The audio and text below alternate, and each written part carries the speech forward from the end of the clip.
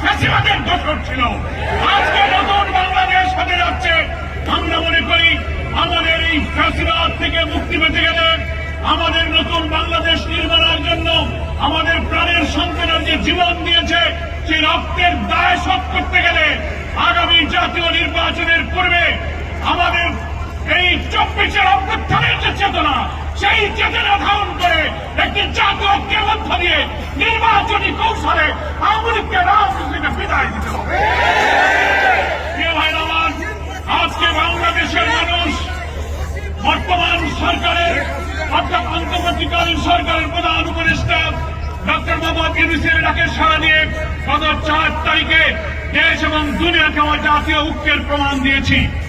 আমরা সরকারকে বলতে চাই, সরকারের অভ্যন্তরে প্রশাসনের judiciary, civil administration, police administration, every sector of our society, যেখানে ফ্যাসিবাদের দোষররা আজও ঘাপটি মেরে বসে আছে, এদের থেকে প্রশাসনকে পরিচ্ছন্ন না করলে আবার নির্বাচন হতে পারে না।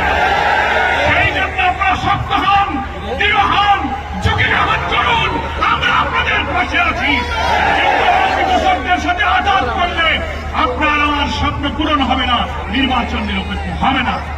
সেই জন্য হাজার শহীদের রক্তের দায় শোধ করার জন্য আসুন নতুন একটি বাংলাদেশ নির্মাণ করে আমাদের এমন বাংলাদেশ আমরা চাই, যেখানে গণতন্ত্র, ভোটাধিকার, মানবিক মূল্যবোধ, সাম্য, সামাজিক সুবিচার, নিরন্ন মানুষের দুঃখ কষ্ট, হারাহারি বাস্তবহীনের কান্না থাকবে না, ইনসাফপূর্ণ সমৃদ্ধ বাংলাদেশ হবে। সেই বাংলাদেশ যদি আমরা প্রতিষ্ঠা করতে পারি, তাহলেই 24-এর গণ অভ্যুত্থানের ত্যাগ আমাদের সার্থক হবে।